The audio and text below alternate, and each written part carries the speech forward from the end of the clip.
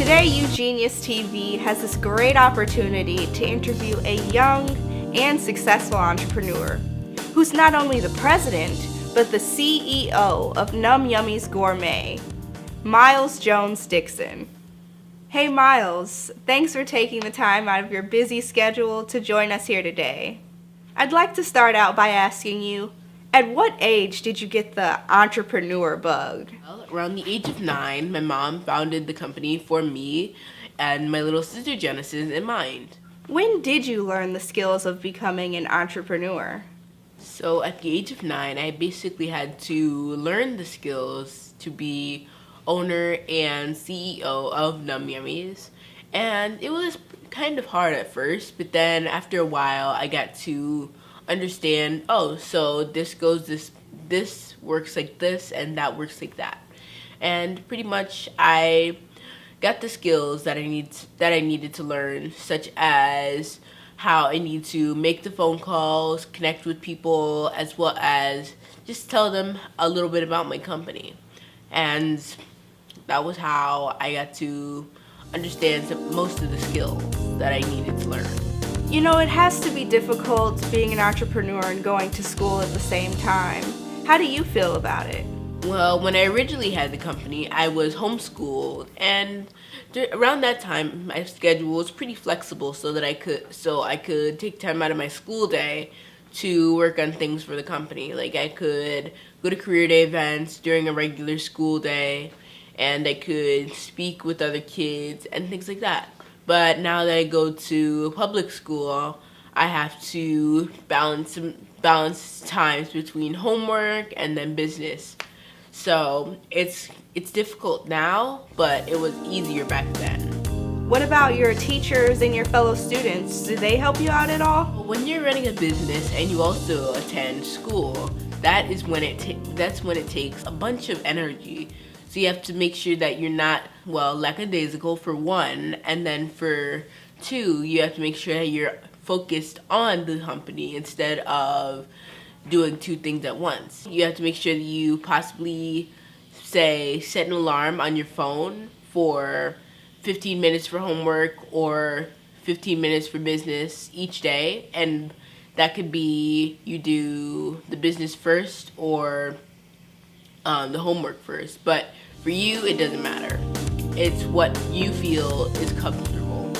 What about your teachers and your fellow students? Do they help you out at all? So I get support from the school by them saying, I'm proud of you for being in the realm of entrepreneurship. And one teacher that I spoke with, they were impressed with me being an entrepreneur, and she asked if I would like to speak at the upcoming career day. So naturally, I said that I would really see what I can do. When the time came, I would certainly enjoy it, being able to share my company with my fellow peers. So I hear that you're an outstanding inspirational speaker. Did your entrepreneurial work lead you to public speaking? When I started public speaking, my entrepreneurial work actually did contribute to that, because when I sometimes spoke, I got to let other high school students know that it doesn't matter, just like a teenager or a kid or whatever, that you can just speak and you could have your own company, that anything is possible, especially when they look at me. As such a young entrepreneur, do you find that people sometimes don't take you seriously? So when I'm in business, I will sometimes be taken seriously. A lady asked me, then how old are you? And I told her my age, and this was around back when I was maybe 11. And just from the tone of her voice, I could tell that she wasn't really taking me seriously. But then when we met in person, she was quite surprised at how old I was and my business stature. Myles, now that you've got it going on, how do you feel about your notoriety?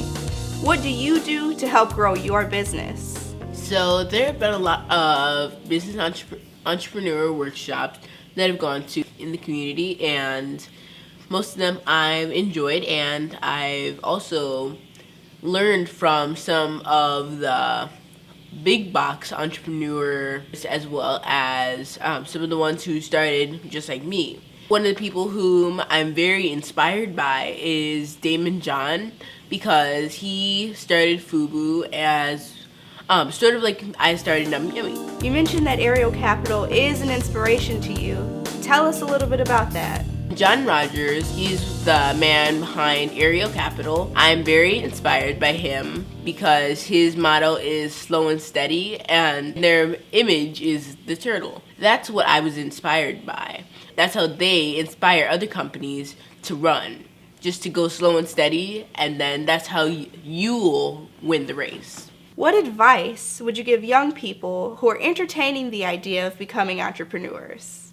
So make sure that you stick with your main idea and take that and run with it. Myles, what lessons have you learned being in business? Well, all this has helped me to understand that as a young entrepreneur, that anything is possible for me. From check my stocks every day, which is one thing that I've liked to do. Promote see how other companies are doing what with their company, and I can learn from their ideas and possibly use some of those tips and tricks and push forward. And that would be what's going to be the best thing, and that would help you overcome that hill that you see up in front of you. Okay, what's next for Myles?